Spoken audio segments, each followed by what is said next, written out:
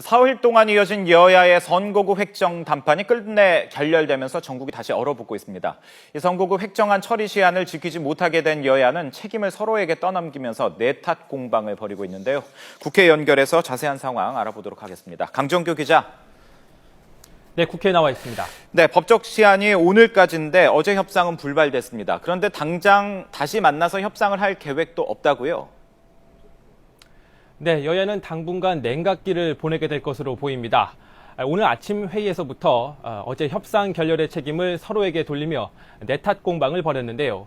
새누리당 김무성 대표는 시간이 촉박하기 때문에 합의할 가능성이 있는 안들만을 놓고 협상을 해야 하는데 새정치연합이 권역별 비례대표제처럼 여당이 도저히 받아들일 수 없는 안을 계속 주장했다고 비판했습니다. 새정치연합 이종걸 원내대표는 배부른 정당이 끊임없이 스스로 욕심만 불리는 정치를 하고 있다며 여당의 새로운 형평의 정치개혁에 나설 것을 촉구했습니다.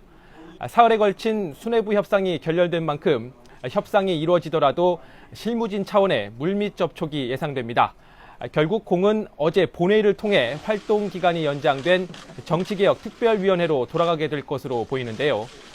선거구 획정안 하나를 조율하는 것도 힘든데 어제 협상에서 선거 연령과 투표 시간 등 선거 제도 문제까지 불거진 상황이어서 험로가 예상됩니다. 네, 그동안 논의 과정이나 이 협상 상황을 보면 어떻게 보면 충분히 예상할 수 있는 그런 일들이 지금 벌어지고 있는 건데 어쨌든 그 처리 시한을 넘기게 됐기 때문에 내년 총선 일정에 차질이 생기는 것 아니냐 이런 우려가 나올 수 있을 것 같습니다. 네, 그렇습니다. 선거구 획정안 처리의 법정 시한은 11월 13일, 바로 오늘입니다. 하지만 여야는 최종 선거구 획정안은 물론 획정 기준조차 마련하지 못했는데요. 당장 시급한 것이 다음 달 15일로 다가온 예비후보 등록입니다. 지난 19대 총선을 기준으로 볼 때 1000여 명에 달하는 정치 신인들이 후보 등록을 하게 될 것으로 예상되는데요. 그런데 막상 후보로 등록할 선거구가 갖춰지지 않은 그야말로 어처구니가 없는 상황이 벌어질 수 있습니다. 더구나 선거 사무소 설치나 홍보물 발송 등 사전 선거운동에도 제약이 생기기 때문에 현역 국회의원과 공정한 경쟁을 하기 어려워집니다.